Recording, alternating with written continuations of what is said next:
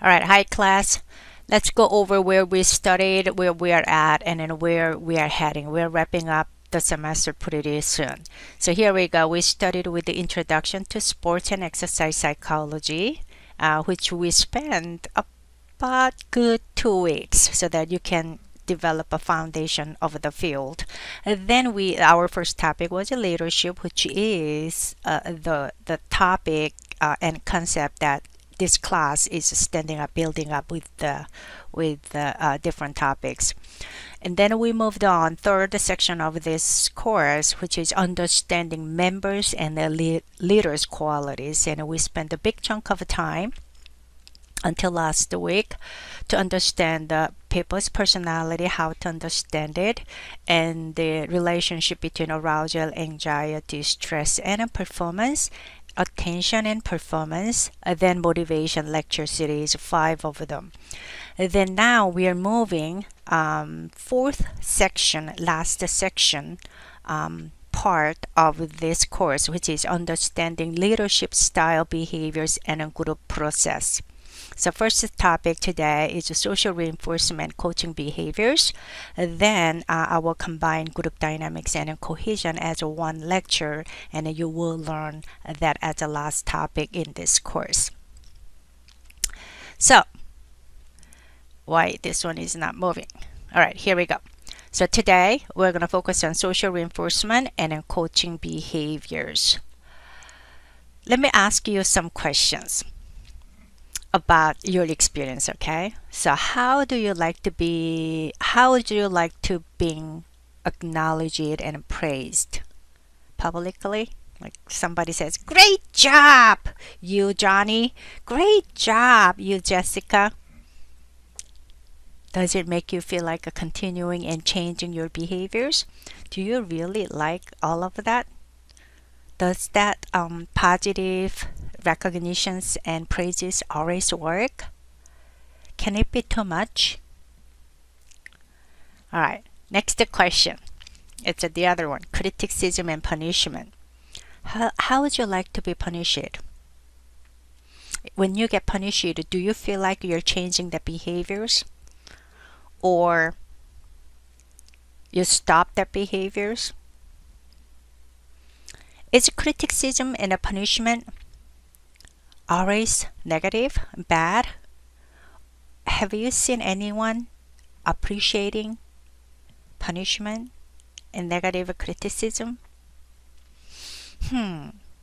So in this lecture, that's what we're going to learn. Basic principles of different reinforcement and how to effectively implement those reinforcement, positive one and negative ones. And at the end of this lecture, you will be able to answer to the questions that I just raised, somewhat, not all of them. Developing positive, effective, optimal social reinforcement skill that suits you and your followers, it takes time. So you need to continuously utilize them and implement them and then find the best balance that what works for you and for your followers also. So what we are going to learn in this course is more principle, which needs to be tailored into your style and your situation. Okay? Having that said, let me move on to lecture outline. First, we're going to learn the principles of it, then how to use negative and then positive reinforcement. So, let's just start with what is the feedback and reinforcement. Simple. It's about the use of reinforcement or feedback, such as like rewards and punishment, that increase or decrease the likelihood of a similar response occurring in the future. More specifically, there are 4 strategies or principles, okay? Positive reinforcement, negative reinforcement. Both strengthen behaviors, good behaviors. Even negative reinforcement. You're going to learn that soon, okay? Then punishment and extinction principle strategies weakens behaviors that you want to remove. All right. Having that said, I'm going to start with positive reinforcement. I'm going to come back to this slide when we finish it all of them again, okay? Here we go. Positive reinforcement. There is a rat. Okay, let's say her name is Jessica. Jessica was told to press the bar, which is blue bar. Was told to press the bar, which is good behavior. All right, Jessica, press the bar. And she pressed the bar, which is good behavior. Then she gets a piece of cheese, which is positive reinforcement. Then she presses that bar again. Then she gets good outcome. Good behavior, good outcome. Good behavior, good outcome. That's what she's getting. That's a positive reinforcement. Examples of that positive reinforcements are everywhere. Just a simple one that we go through every day. If you work very hard at school, what do you get? Good GPA, good grade. If you work very hard, working hard is a good behavior, which is blue bar, then you get your monthly check at work. If you work so hard in sports, you get good outcomes in your sports. That's a positive reinforcement. Simple, clear, right? All right, now I'm moving to negative reinforcement, which is a hard topic to comprehend immediately. So you need to spend time about this reinforcement. Do you see that bar? Is it still blue on the screen? So Jessica was told to press the bar. That's a good behavior. It rated out the good behavior. Press the bar, Jessica. That's the behavior expectation. However, if you stop pressing the bar, you will get negative conditions, which is electric shock right there. So Jessica is expected to continuously pressing that good behavior bar, blue bar, so that she can avoid negative conditions, negative consequences. That way, we strengthen good behaviors right there. What could be the example of this? Driving, traffic regulations. When you're driving a highway, when you're driving local way, what do you see? Traffic signs everywhere. Speed, 35, 40, 65. You see them. That's what this regulation is telling us. Good behaviors. As long as you're following these regulations, you'll be fine. You're not going to get negative condition. However, if you violate that, then you get negative condition. So to avoid that negative condition, you're continuously behaving that way. In our society, is basically based on the negative conditions. Do you know that? The law that we are talking about all the time. Even this class, course policy will lay it out, expectations right there. What to do with your grading, what to do with your assignments, school regulation, university regulations, all about so that you can earn your degree. And what else? Yeah, traffic. And this entire society is designed that way, telling us what to be, how to behave, good conditions, blue bar. If you violate it, then they will tell us negative conditions, right? That is. However, you have to really think about it. This whole description, I put that in there so that when you are reflecting yourself about this negative reinforcement, this one gives you context so that you can really develop this skill. It's not that easy because the term says negative reinforcement to strengthen good behavior, right? So just to think it the other way, it's school regulation as an example. Is it telling you how to behave? School handbook. It'll tell you how to behave, what to do. But if you don't do it, then you run into negative condition. So as a leader, when you work with the beginners and or children particularly, it's really powerful method, negative reinforcement, not to be negative, but telling them this is expectations. These are the boundaries. If you do this, we will enjoy what we are doing together. However, you're also laying it out. If you violate these expectations, potentially you have negative consequences and outcomes. That's why negative reinforcement really works to strengthen desirable, favorable behaviors. Okay?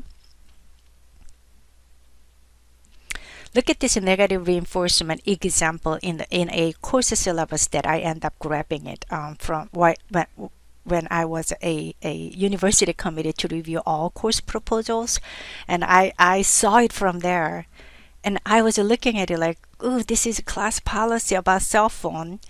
And if you have to answer cell phone text or something, then you have to grab everything and get step out of the classroom, and you never return to the class. And any work that you missed, you will get 0 points on it.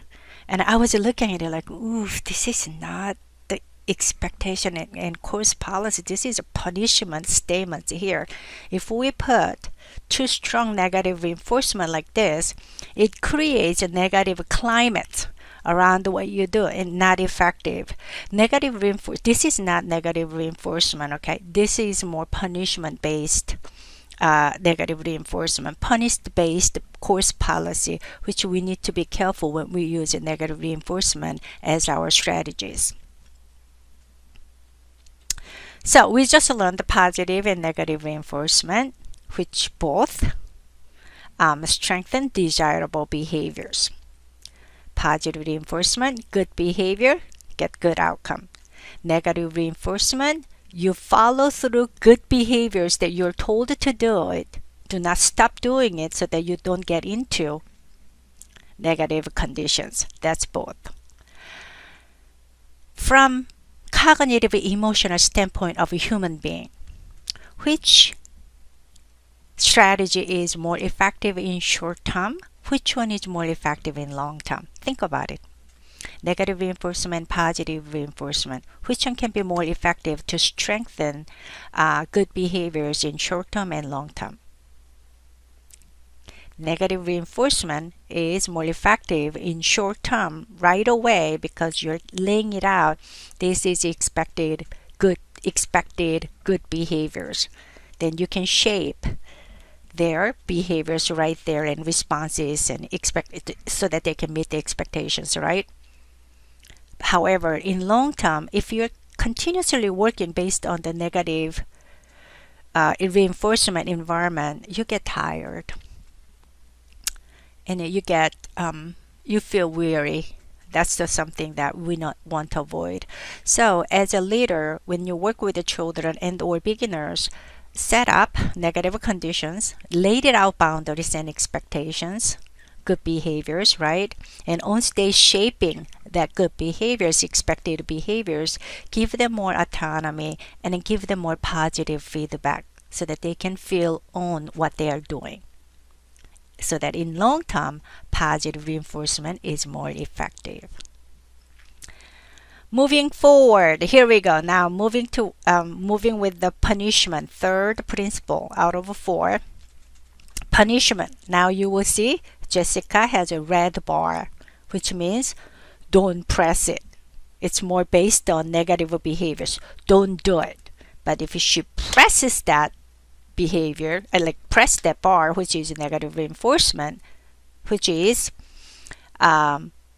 undesirable behavior, then what happened? You get punishment.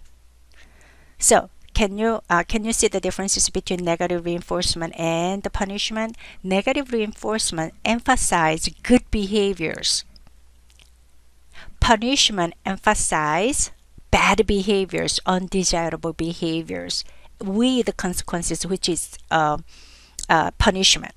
But negative one, good behaviors and potentially negative condition, which can be converted into punishment as well. But there is clear distinction in terms of its own emphasis. Negative reinforcement, desirable behavior. Punishment, undesirable behavior, bad behavior. Okay? So Jessica pressed the bar. She gets what? punishment. And that's what we live in the world. Examples are everywhere where we get the punishment. We always violate a certain thing, then we end up with negative outcome, which is a punishment. All right, last principle, which is extinction here. Now you will see the bar switch it to purple. It's the like a behavior. It can be negative behavior. It could be good behavior. It could be bad behavior.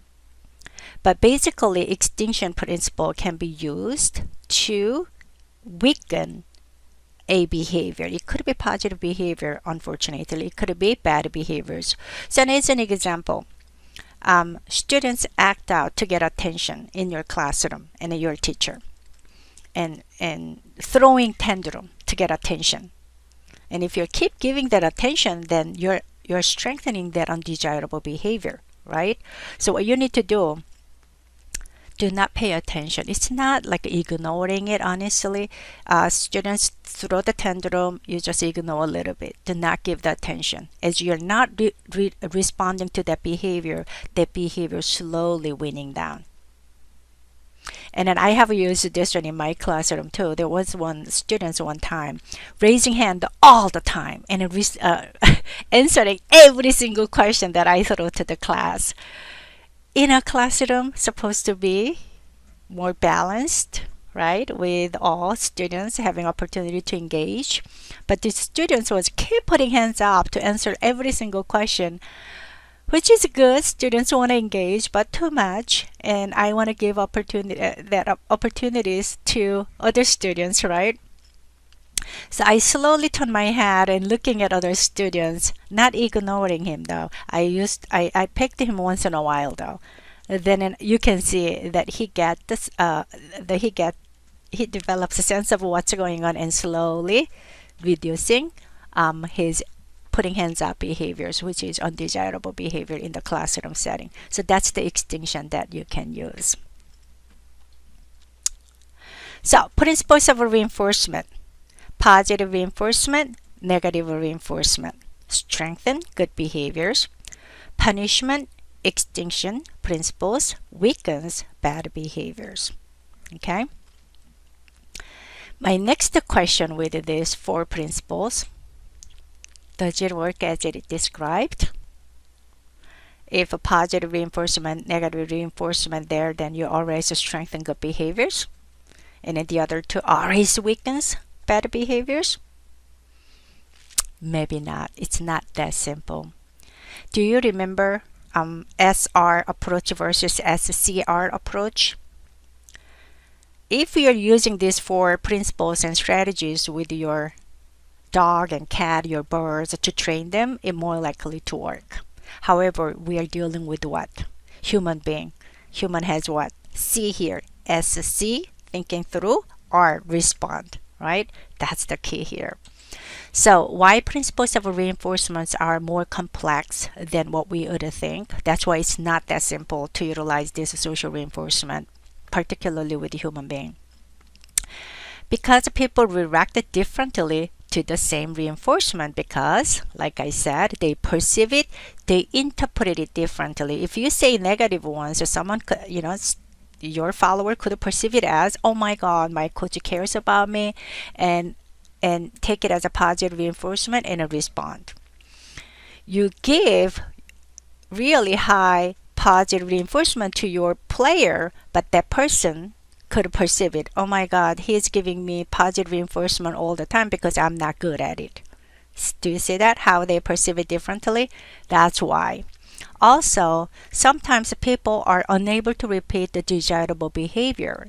Sometimes we tend to give a positive reinforcement based on outcomes many times. That outcome may not be repeatable. It just happened.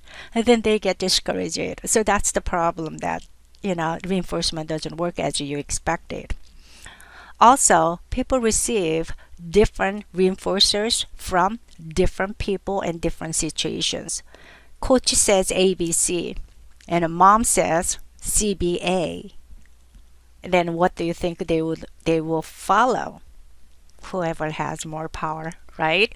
So that's what we need to be mindful of these three elements when we are utilizing these principles in the real world.